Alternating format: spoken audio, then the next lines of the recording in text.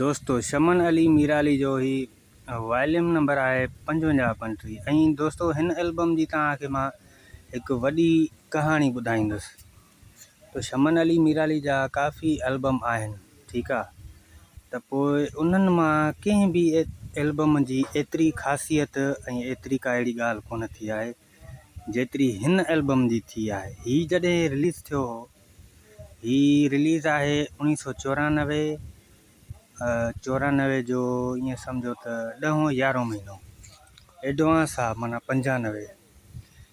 ऐं पहिरीं ख़ासियत हिन जी इहा आहे त हीअ एल्बम जॾहिं आयो रिलीज़ थियो, उन खां पोइ शमन अली मीराली खे नए साल में 1995 में लाड़काणे में घुराए करे ताजपोशी मल्हाई वई हुई, मतिलबु हिन खे सोनो ताज पारायो वियो हो। उन खां पोइ हिकु ॿी ख़ासियत आहे त शमन अली मीराली जो हीअ जेको एल्बम आहे जॾहिं रिलीज़ थियो फस्ट टाइम, ठीकु आहे, हिकिड़ो दोस्त आहे मुंहिंजो हेॾो जो आहे जेकुमबाद जो आहे, उन मूंसां इहा हाल अहिवाल कया। उन मूंखे इहो ॿुधायो त मां एल्बम वठणु वेंदो हुउमि जॾहिं बि, तॾहिं वठणु वेंदो हुउमि होलसेल वारे खां, ठीकु आहे। सो होलसेल वारे ॾे मां वियुमि पंहिंजे शहर, त उन चयो त फ़िलहालु मीराली जो कोई बि एल्बम कोन आयो आहे, ठीकु आहे। उन खां पोइ हिकु आम दुकान वारे ॾे वियुमि, त उन बि चयो अञा कोन आयो आहे। इन मां मुराद हिकिड़ो ॿियो टियों दुकान हुयो, उन ते वियुमि त उन चयो जेकॾहिं आयो हूंदो त हिन वक़्तु मेहराण मर्कज़ सखर में तव्हांखे मिलंदो, ठीकु आहे, छो जो नओं साल अचण वारो आहे, एल्बम ज़रूरु आयो हूंदो। पोइ मां ॿिए ॾींहं ते मां हलियो आयुमि सखर मेहराण मर्कज़ में आयुमि। हिकु दुकान तां पुछा कयुमि, उन ॿुधायो त अञा न आयो आहे।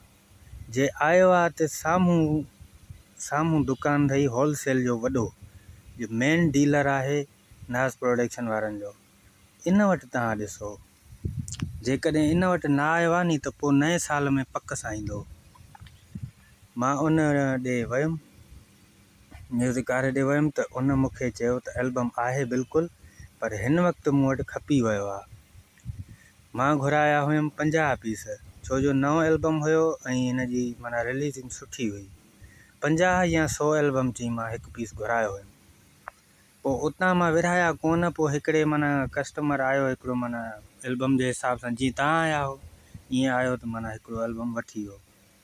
ईअं करे करे माना हफ़्ते में मुंहिंजो उहो 100 पीस हली वियो, त मां 200 पीस जो वरी ऑर्डर ॾेई छॾियो। उन खां पोइ उहे 200 पीस बि आया, त उहे ईअं ई उॾरी विया, ईअं उन ई हफ़्ते में। त हीअ जेको एल्बम आहे न, त हीअ बेस्ट आहे एल्बम, ऐं माण्हुनि खे ॾाढो पसंदि आयो आहे। ऐं पोइ मूंखे वरी चयाऊं त तव्हां हाली फ़िलहालु हलिया वञो, तव्हां सुभाणे या परीं अचिजो। मां 500 पीस जो ऑर्डर वरी ॾिनो आहे। इहे मतिलबु 3 हफ़्ता या 4 हफ़्ता हुनखे गुज़री चुका हुआ जो एल्बम हुन वटि आयो हो, त उन जूं ॻाल्हियूं हिनखे ॿुधाए पियो। पोइ हीअ हमरा पंहिंजे ॻोठ वियो, उन खां पोइ मोटी आयो ॿिए ॾींहं ते आयो, त हिन वटि 500 पीस हुयो। पर हिन जे दुकान ते जेका रश हुई, चए पियो छा ॿुधायां, हिन वक़्तु ॻाल्हाए न मूंसां, परे खां ॻाल्हाए। इन दौर में बि चई मूंखे 40 रुपया केसट मिली, ऐं 40 रुपया छो इन रेट में, त तॾहिं माना 94-95 जो दौर हुयो। ऐं उन खां पोइ जेके फ़नकार सुठा हुया ऐं उन दौर में घणो हलंदा हुया न, उन्हनि जो रेट सभिनी खां मथे हूंदो हुयो। जेके घटि हलण वारा फ़नकार हुया, उन्हनि जो रेट घटि ई हुयो। हिकु शमन अली मीराली, हिकु जलाल चांडियो, हिकु सरमन सिंधी, हिकु फौज़िया सुमरो, ठीकु आहे। इहे 4-5 फ़नकार तमामु बहितरीनु हलंदा हुया उन दौर में, ऐं उन्हनि जी माना रक़म जेका हूंदी हुई केसट जी, उहा मथे हूंदी हुई ॿियनि आम फ़नकारनि खां। त इहे ॻाल्हियूं साईं खुटणियूं न आहिनि। बहरहाल दुकान वारे चयो त मीराली जा काफ़ी एल्बम आया आहिनि, सुठा आया आहिनि, पर हिन एल्बम माना ईअं सम्झो त मार्केट में तबाही ॾेई छॾी आहे माण्हुनि खे। ज़बरदस्त एल्बम हलियो आहे, सुठा कलाम अथसि, सुठा शाइर अथसि।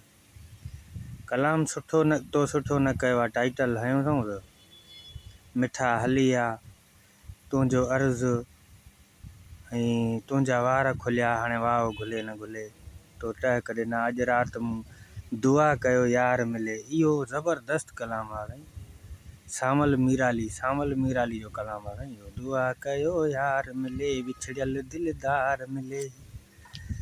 बाक़ाइदगी सां हीउ एल्बम हलियो आहे इन दौर में। ऐं शमन जा काफ़ी एल्बम अहिड़ा आहिनि जिन्हनि जो माना सुठो मिक़दारु हलियो। पंहिंजी क़ीमती राय मूंखे ज़रूरु ॾींदा तव्हां। ठीकु आहे दोस्तो।